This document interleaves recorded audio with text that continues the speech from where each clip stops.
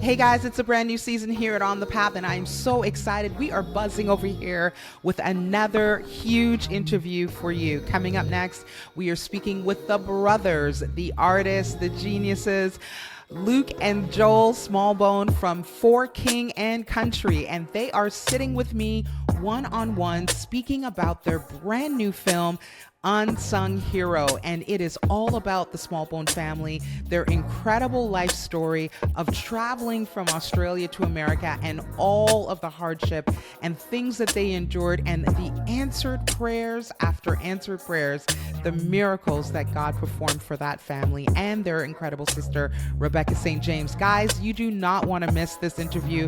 Luke and Joel speak honestly about their life, their upbringing, the lessons they learned, the hope that they have for this incredible film coming out on April 26th. You don't want to miss this interview. Available on all podcast platforms. You can watch it in Canada on Yes TV or stream it into thecastle.com, and available on all streaming platforms in the US. Guys, you will love this interview. Unsung Hero, featuring Luke and Joel Smallbone from For King and Country.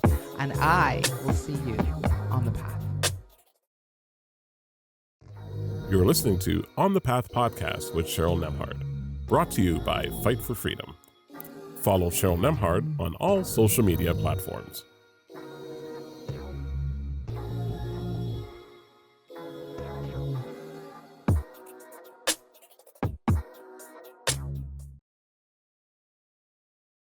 Hey guys, welcome to another episode of On the Path. I'm so excited to have in the building the writer, the director, the actor of an incredible movie that is coming to you on April 26th in North America called Unsung Hero. You may also know this face, and soon, as soon as he opens his mouth, this voice may be recognizable to you from the incredible group For King and Country. Would you please welcome Joel Smallbone in the building? What an intro, Cheryl. What an intro. And shout out to our fellow British Commonwealthers up there in the north.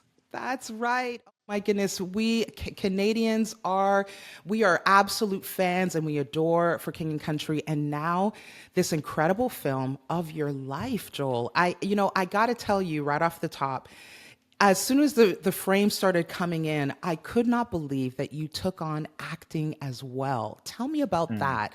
What was the process in that choice? Well, Luke and I and For King Country has always been a very theatrical band, Cheryl. We've dubbed ourselves, an Australian version of a Cirque du Soleil show. Not that extreme, but you've got curtains falling from the ceiling, and our music videos, you're dropping into, either flying through the air or on the Pirates of the Caribbean interceptor boat for Burn the Ships or whatnot. And so this idea of telling stories through visuals has always been innately tied to our live show and these music videos. So when it came time to sort of turn our attention, if you will, towards film, it seemed actually like a shorter bridge than one would think. The story is really it's a 90s story. It's a true story. It's a story about a mum with 6 kids and one on the way, and a financially disgraced husband moving continents from Australia to the United States. And all the triumphs and tragedies that they faced along the way. It's a story of miracles. It's a story of community banding together, family banding together. It's a story of adventure. It's really our parents' story, like I said, and our sister's story. And so we've been sharing it as a band from the beginning of our time as musicians, as kind of a pay it forward, how to help kids around the world and advocate for impoverished kids around the world. And people kept coming saying, "Hey, you've got to make a movie about this," or "Excuse me, you've got to write a book about this." And Luke jokes that we don't read and write very well because we were homeschooled, and so we'll give you shout out to our homeschools. So he said, "We'll give you one better. We'll give you a movie." And so for about 4 years now, a little under, that's what we've been doing. We've been developing this film that ultimately has become Unsung Hero. Well, listen, what a film it is. Okay, so here's the skinny. I gathered my family to screen the film. And I did this beautiful, as I do, kind of social, like, hey guys, vlogging style, come hang with us. We're going to be watching Unsung Hero. I get to sit with Joel and Luke. How blessed am I? And we had the popcorn, we had all the things. And then at the end, no, not true. Literally with an hour left on the film, you may or may not see this clip. I am in tears and I just go live and I'm like, I cannot breathe. This film crept up on me in a way that I did not expect. It landed and hit in places that were so deep. And we had to pause. My daughter and I we call it boo-hoo crying. That was the ugly cry. You were boo-hoo crying. Yes, there was moments. And so I gotta ask you, you directed the film, you wrote the film, you acted in the film. That's so much to carry on that level. That must have been like a heavy first for you.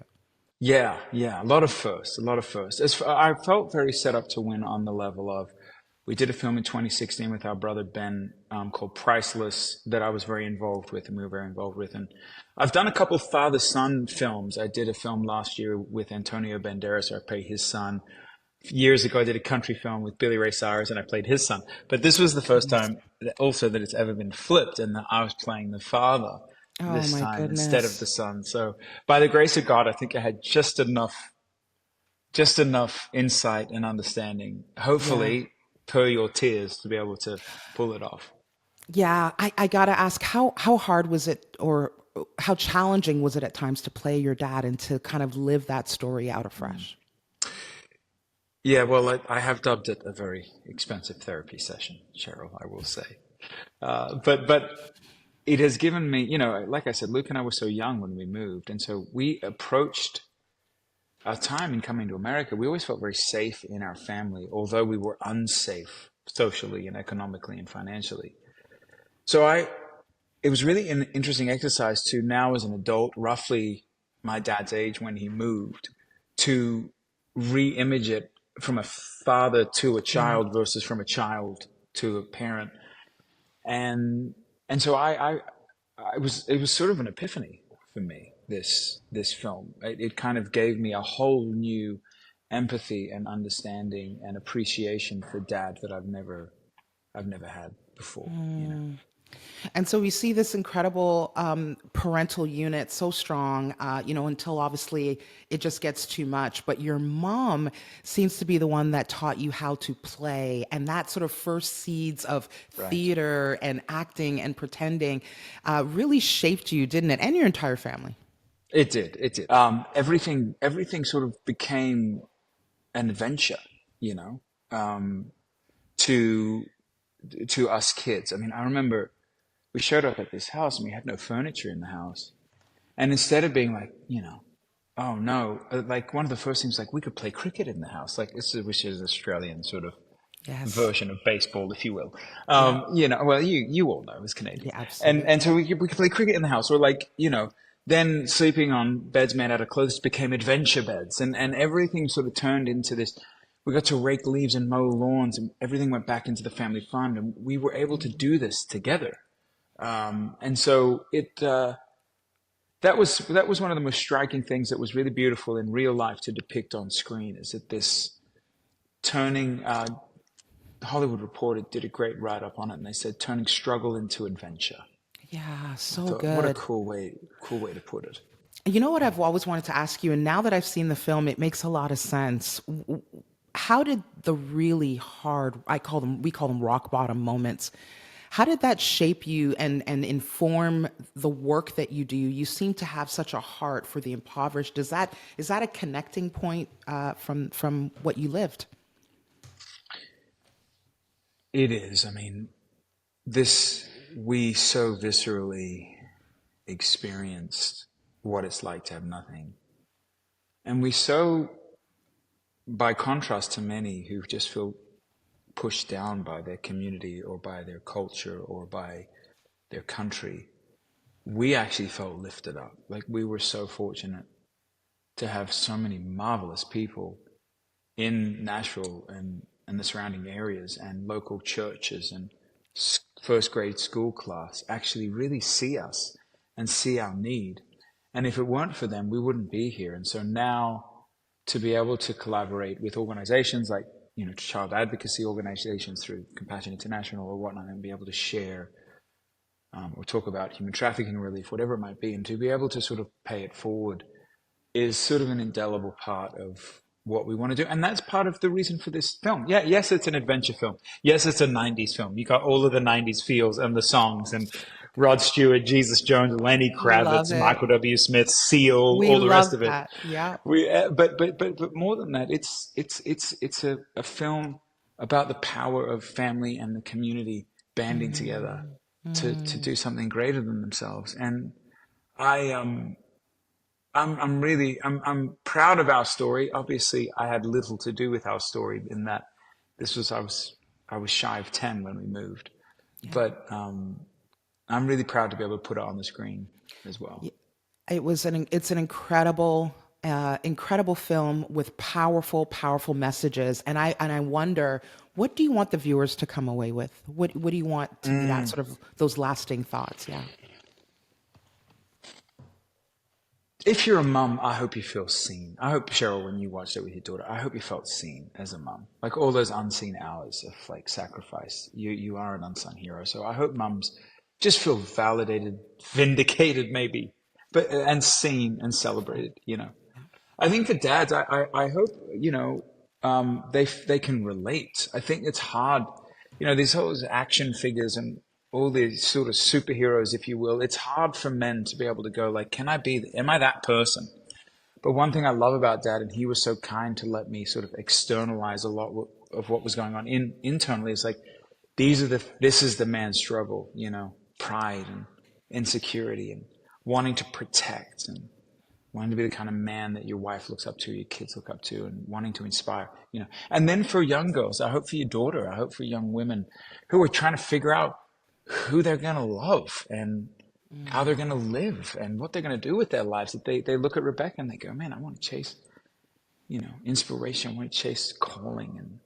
And then ultimately, I think so I think for different folks, I hope people take different relatable, I hope they're entertained. I hope they're moved. But there's a great quote at the end of the film by Mother Teresa. It's a paraphrase that says, if you want to change the world, go home and love your family. Yes. I think that's probably the hallmark, if you will. It's not a Hallmark-y film, but the hallmark of the film is this idea of like, hey, family is a profound thing. So good. I've got maybe one question and a little bit of a surprise speed round. So let me ask you this, because I think this is going to matter for so many of us that are going to watch and stumble into this interview. You weren't afraid. You boldly and on a very raw, visceral level portrayed the impacts of depression in men right. on families.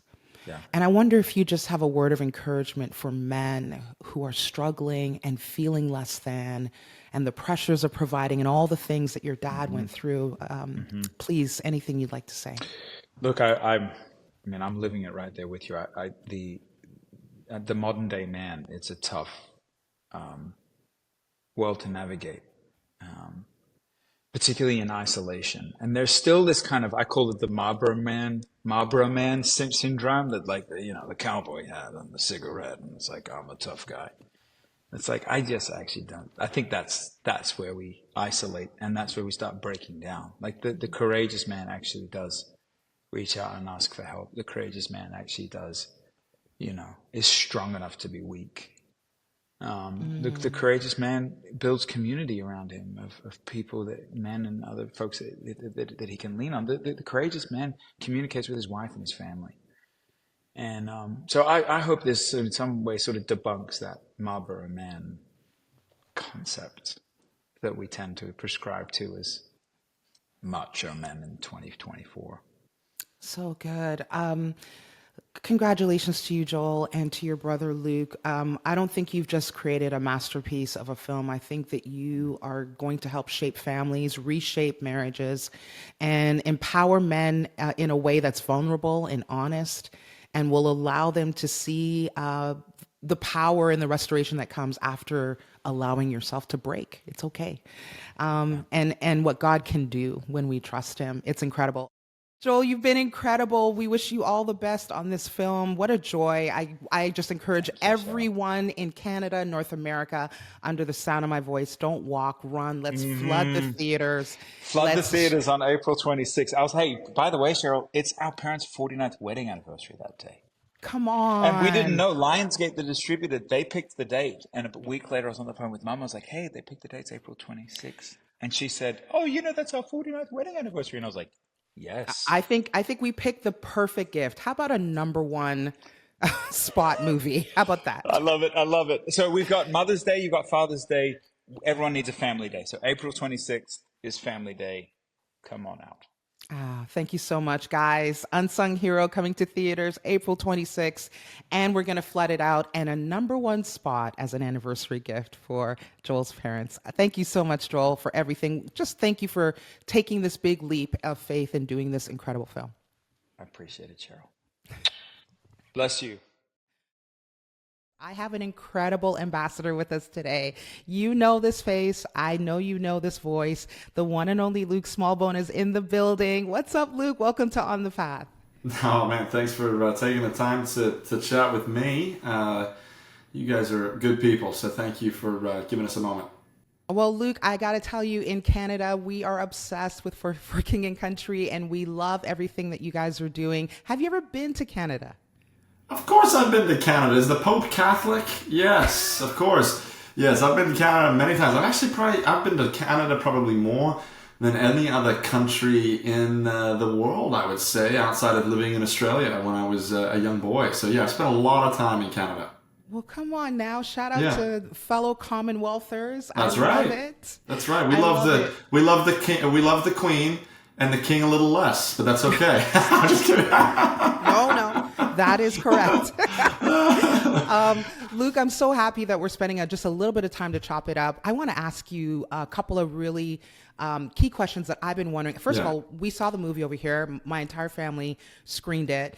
And I'm not going to lie to you. This is true, 100% true. We paused it twice because we could not breathe. We were crying, like boo-hoo, ugly cry. Yeah. What a heart-wrencher. How was this process for you producing it, with knowing that you had this personal stake in your family story? How was that for you? Well, yeah, so just for a little bit of context, so yeah, we're originally from Australia, and our dad was a concert promoter in Australia, and on one particular tour that he brought back to Australia, the tour didn't go very well. We lost everything that we had as a family. We lost the house, the car, the life savings, and so he was looking for a fresh start for his career, got a job off in Nashville, Tennessee. We moved to Nashville. He loses that job, so we're stranded on the other side of the world, no friends, no family, no place for our little sister to be born in a hospital. No car, and the list goes on and on and on. And I've told that story for a long while, and I had a lot of people come and say, "Hey, Luke, you should write a book." And the truth is, I was homeschooled growing up, so I don't read or write very well, and so I should probably make a movie instead, And so the hobby behind it is this: I believe in the power of family. I think family is more powerful today than it ever has been in the history of the world, but we don't quite value family the way that we should. And Mother Teresa says, if you want to change the world, go home and love your family. And so when it comes to how I feel about the film, I mean, look, I just felt like this was what we were meant to do. I don't really know why. I remember picking up the phone and pitched this idea to a producer friend of mine in LA. I didn't ask my parents. I didn't ask my brother Joel. I was like, hey man, I got this idea. What do you think?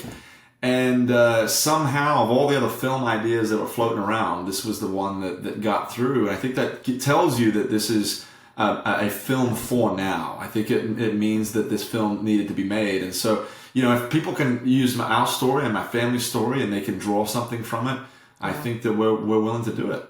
100%. How did producing and taking on this project, how did it change you, Luke? I mean, look, it's a little stressful, particularly early on when we had all the money. We had a producer that was attached to a fund, and he had all the money to do it, and then basically picked a different movie instead of ours to fund. So we lost all of our funding 2 months before filming. And so, that's where that's where you go to work, and that's where you see God do amazing things. And we had literally, someone come to us and just said, hey, if you don't get money in the next, week or two, or get at least approvals of such, you have to cancel the film and move it. And so we raised all the money for the film in 3 days. Now, it didn't necessarily mean money in the bank, but the commitments of the film in 3 days. And so that, I think, gave us a little bit of, well, maybe we should do this. Like if these are the types of things that are happening. I think a lot of people think that, you only do the projects that everything just goes well for. I would say this: do the projects that even if there is some resistance in, but you see miracles. If you see miracles take place, I think that's God's way of saying, hey, you need to actually continue this. But I might throw some obstacles, but those obstacles can be overcome with who I am. And I think that's probably the best way to find out if you actually should or shouldn't do something. Well, listen, we're going to call up the choir at this time to collect the offering. With every head bowed and every eye closed. Every head bowed and every eye. Somebody is preaching in here, and it ain't me. Goodness, Luke. What are the themes and messages you hope that people come away with once they see the film? Yeah, so we filmed the film in Louisville, Kentucky, and beginning of last year was when we started putting the film together, and we had a edit of the film, and there was a friend of ours who asked to watch it, and he wasn't a particularly happy individual, not the person that you want to be like showing your prize, like this is the thing I've been working on for years. Right. But he works in films, and so we were like, but we're at a point where we kind of need some objectivity and some thoughts into the process. And so anyway, we was like, yeah, well, we'll show you the film. And so what do you do when you watch a film? You walk out of the theater and you look to the person to your right and you say, what did you think? That's what everybody does. It's the joy of walking out of that theater together, sure right? Is. And so we lean over and we say, hey, man, what do you think? And he goes, he wiped a tear from his eye and he goes, man, I want to be a better dad. And that to me was like the greatest hope that I could have for the film, is that he wants, people want to be a better dad. My hope is that we've got moms out there that say, man, I'm doing all of this invisible work. Does it actually matter? Does it actually mean anything? I hope people walk out of that theater saying, Look at what happens in the unseen things are the powerful things. Literally, if you're doing things that nobody sees, do them well, because those are the things that matter. They have eternal consequences. Yeah. And I hope people, mothers particularly, walk away going, oh, there was a mother who is similar to me, is doing certain things that nobody knows about, doesn't see me disciplining my child, doesn't see me cleaning up the dishes, doesn't see me doing these things, taking care of the next generation. But I'm telling you, when you're taking care of the next generation, you're pouring into the next generation. Yes. It has eternal consequences. It matters. It's meaningful. And to any brother and sister out there, I think that they look at themselves and they say, hey, you're not too young. You're never too young to do something. In the Bible, it talks about don't look down on yourself because you're young, but set an example. So it's basically saying, hey, I choose young people to be the people that we actually say, look at these people. Like these people over here, they're young, but yet look how holy they are. Look at the things that they're doing. Look at their talent. Look at their obedience. That's my hope. I hope people walk away with that. Oh gosh, I can tell you firsthand, guys, where, I saw it myself. You will absolutely come away with all of that and more. I know that God's going to speak to you mightily through this film. Speaking about God working behind the scenes, my goodness, Luke, your story. I always say whenever I get to preach and speak, and that storms are our greatest teachers. We know so much about God. We sing about it, talk about him, love on him. But when we're in the storm, I think is when our faith is shaped, strengthened, challenged, stretched. We get a deeper perspective of God, ourselves, others. A few years ago, Luke, we know you were very ill and the globe prayed for you. Ulcerative colitis, I believe, is the diagnosis that was given to you, and it did not look good for some time. I would love to know, as a word of encouragement for anyone that's listening, watching, going through a storm, what did you learn coming out on the other side? Yeah, I mean, look, I often say that since I started doing music, my life got complicated. I've had all sorts of random things happen in music, and one of them was the first test. In some cases, was I got really, really sick. And what's funny is I sit here now, and even similar to probably my dad having walked through this film, is I'm very grateful for struggle. Struggle has been a marvelous thing in my life. It's never something that I want to walk through again because pain doesn't feel so good, but it is the thing that shapes you. Character produces something in people. It produces character. It produces perseverance. It produces hope. And I think for me, I think the biggest lesson that I learned, I used to probably pray a little bit like I was on stage. You know, I used to pray very clean cut prayers. And when you get really, really sick, or when you lose everything, or you're going through very, very difficult trials, you actually learn how to pray. And you learn to pray like you're desperate. You learn to pray as if you're worried. You learn to pray when you're angry. You learn to pray when you're heartbroken. And so for me, I think, and I'm still learning to pray in some cases, so that's, I think, an ongoing thing of how we live life. But without struggle, I wouldn't be anywhat close to the person that I am, who is still very, very flawed, but with a different perspective, of what Jesus can do with a life that just says yes. I mean, man, I am not the most talented person in the world, but I just try and keep saying yes to the things that I feel like God's doing, and somehow He equips us to do these things. I think that suffering taught me that. I think suffering taught me about God can do the impossible, and sometimes the impossible is through other people, and that other people can also be used by God in your life in such powerful ways. So, you know, I stand before you, or sit before you, as someone that has been really helped by hardship. Goodness gracious. And to the person who has stumbled in, facing hardship, and wants to white flag, what would you say to them right now, Luke?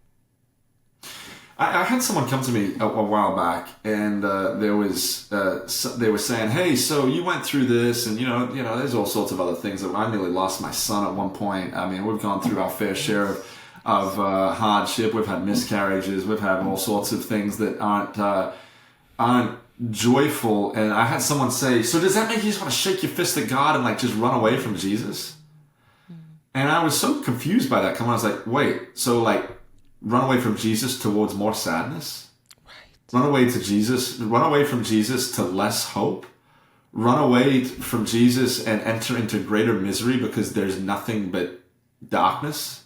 No. In the midst of an incredible struggle and hardship, you run towards the light. You run towards hope. Now, that doesn't necessarily mean your circumstances change, but at least you can get up the next day. If you got your cancer diagnosis, man, you might just get to paradise a little quicker than me. And I'm in some cases jealous.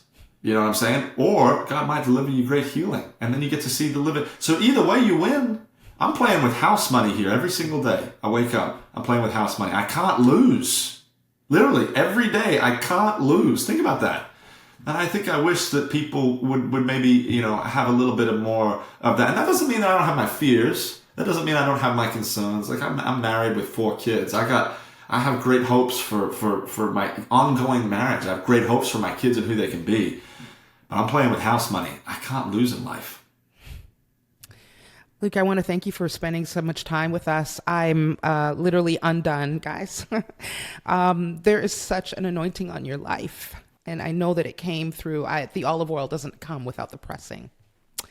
And I feel like the crisis and the storms you've gone through, it's just deepened your faith in a way. My goodness, Luke, it's just incredible to sit under. So thank you so much. Luke, thanks for taking the time. You're just such a blessing. God bless you and your family. Right, to you as well. Thank you for the time. Appreciate it. Go Canada! Hey guys, stick around. I got to ask Luke and Joel Smallbone a bonus round of speed questions. We played this or that. Check out the fun. Okay, well, I got a speed round for you. 2 minutes. Speed round. Come on, let's go. Maybe 90 seconds. Okay, here we go. This is stuff that starts wars, Joel. So just answer with all the weight. Okay. Cake or pie? Pie. No one prefers cake to pie. Tea or coffee?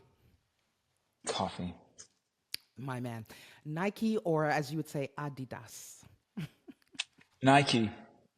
Okay. Particularly after the film. Yeah. Yeah. Aussie rules or American football? American football. Really? Yeah.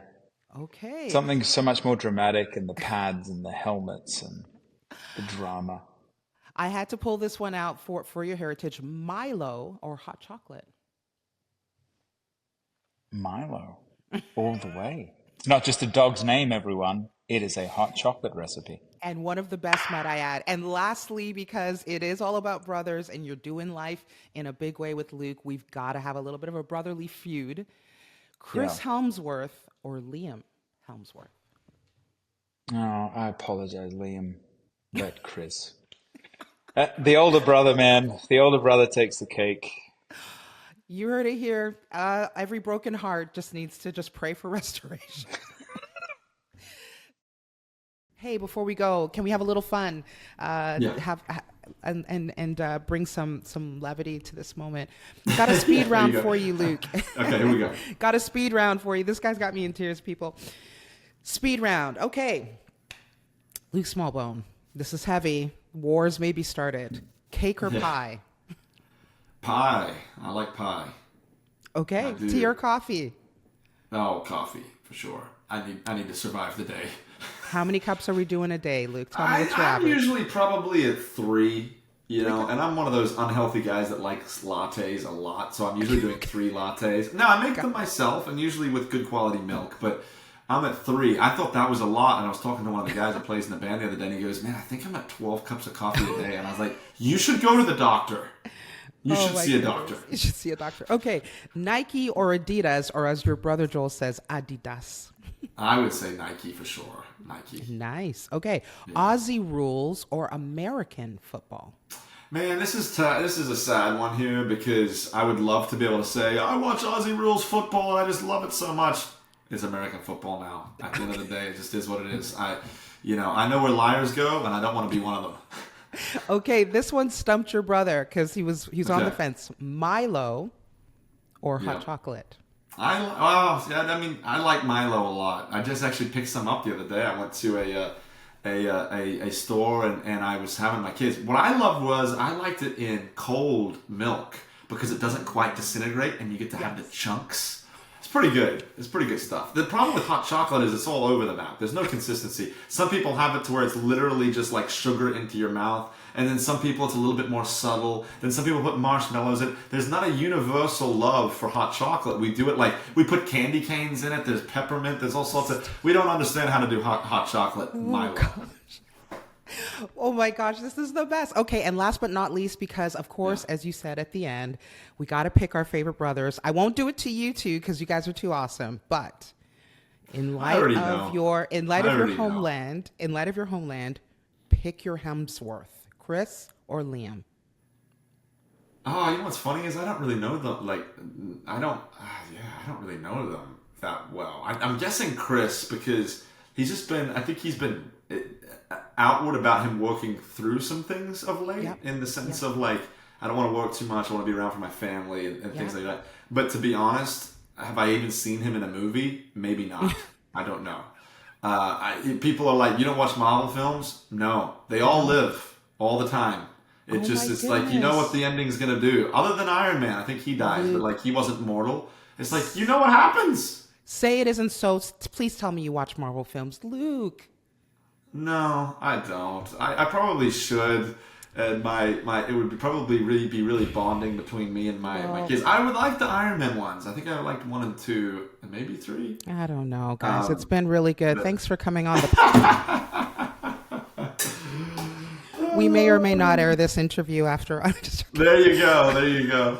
Luke, thank you so much for being on the path. Hey, guys, we're talking about Unsung Hero, an incredible film from Luke and Joel Smallbone. Really a testament to the entire family and their incredible sister, Rebecca St. James, and all that God does in their lives, miracle after miracle after miracle. You got to see this film, April 26th. I think I've got that right. That's right. In a theater everywhere. Guys, don't walk, don't run, flood. Bring your churches, bring your family, bring your youth groups. Let's make it number 1. We got this. Hey, Luke, thank you so much.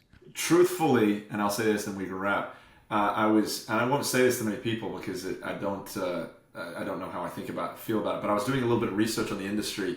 And for this film to come out, a faith-based film, this is probably the first and only film that there is a pathway to a number 1 nationwide film. Every other film has had other bigger blockbusters but there's a pathway here where there's not a lot of films in this area. So I think it would be a pretty insane headline to just have it be, hey, the first #1 Christian film ever in the history of the world would be interesting. So if you can be a part of it, it would be fun. If you can't, no. This is a mandate, guys, because it is also the anniversary, the 49 years, 49th right? anniversary. Yeah, I can't wait to see what my dad's going to do for his 50th. But this year, for his 49th wedding anniversary, is this movie, Unsung Hero. Yeah, it's crazy. What lovely sons. We gave you a film, nothing major, That's right. to document your life. Thank you for listening to On the Path podcast with Cheryl Nembhard. Please like, download, and subscribe. This has been an Exousia Media production.